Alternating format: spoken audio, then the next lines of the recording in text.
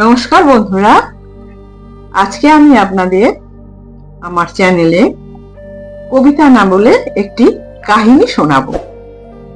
কাহিনীটির নাম এরাও জেগেছে।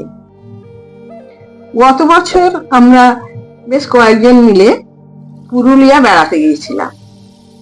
আপনারা অনেকেই জানেন, পুরুলিয়ায় মুখোশ গ্রাম বলে একটি গ্রাম আছে, যেখানে প্রায় প্রত্যেকটি বাড়িতেই মুখোশ শিল্পই তাদের প্রধান জীবিকা। তো যাক, আমাদেরও ঠিক হলো যে আমরা বেড়াতে যখন গেছি মুখোশ গ্রামে যাব এবং সবাই যে যার পছন্দের মতো মুখোশ কেনাকাটা করব। তা আমরা পৌঁছানোর পর মুখোশ গ্রামে গেলাম এবং আমার পছন্দের একটি মুখোশ, যেটি ছিল একটি গণেশের মুখোশ, কিনলাম। এবার অনেকে নানান দোকানে ঘুরছে, কেউ মুখোশ শিল্পীদের সঙ্গে সেলফি তুলছে। তা আমার কেনাটা যেহেতু আগে হয়ে গেছে, আমি এসে পাশেই একটা বিশাল বড় বট গাছ ছিল, সেখানে এসে দাঁড়ালাম। এই সময় দেখলাম দুজন আদিবাসী মহিলা এসে ওই গাছতলায় বসলো এবং নিজেদের মধ্যে কথা বলা বলি শুরু করলো।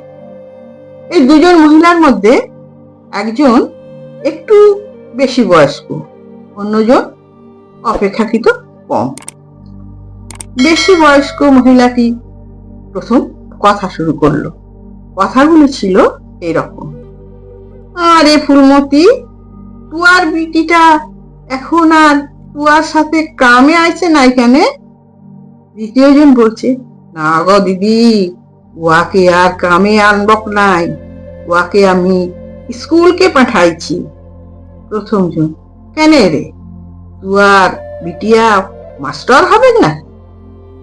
মেয়ে ছানা গায়ে গতরে খাটবে, বড় হলে বিহা দিবি, বাচ্চা কাচ্চা বিহাবে, এটাই তো ঠিক। স্কুলকে পাঠাইবার কি দরকার আছে? দ্বিতীয় জন, না দিদি, মেয়াকে আমি লেখাপড়া শিখাইব। আমি চাই উয়ার জীবন যাতে আমাদের মতো না হয়। আমরা তো সারাটা জীবন পরের ঘরে কামিন খেটা, চাষ করে, জঙ্গলে কাঠ কুড়িয়ে কাটালাম। প্রথম জন, তুই চুপ যা কেন ফুলমতি, খালি বড় বড় ভাষণ।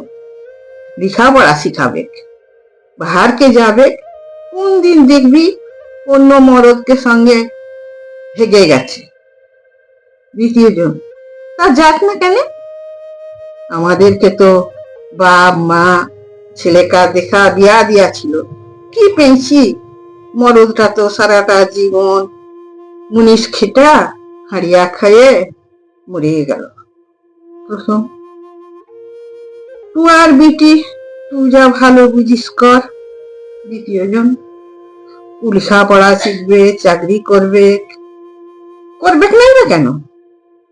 এখন তো আমাদের ঘরের বিটিয়া দিদিমণি হচ্ছে, মন্ত্রী হচ্ছে, আর কি যে বলে রাষ্ট্রপতি, সেও তো আমাদের ঘরেরই মেয়া।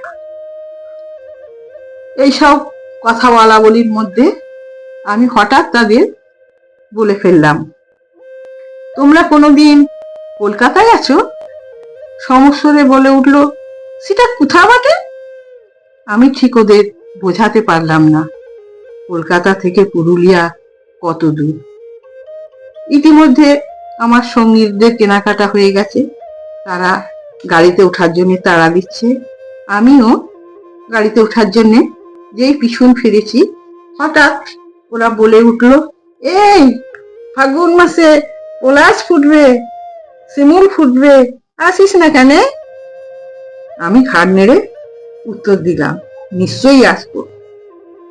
আসার পথে গাড়িতে ওঠার পর মনের মধ্যে বেশ একটা সুখের অনুভূতি হচ্ছিল। ভেতরে ভেতরে ভাবলাম যে যাদের আমরা অশিক্ষিত, অনগ্রসর, আদিবাসী ভাবি, তারা কিন্তু ভেতরে ভেতরে অনেকটা এগিয়ে গেছে। শিক্ষার মূল্য এরাও বুঝেছে। ঘটনাটি এই পর্যন্তই। এবার বলি, এতক্ষণ বর্ণিত সংলাপগুলি পুরোটাই আমার কাল্পনিক। আর ভাষাটা একটু ওদের মতো করে বলার চেষ্টা করেছি। এই পর্যন্তই ঘটনা। আপনাকে কেমন লাগলো অবশ্যই কমেন্ট করে জানাবেন।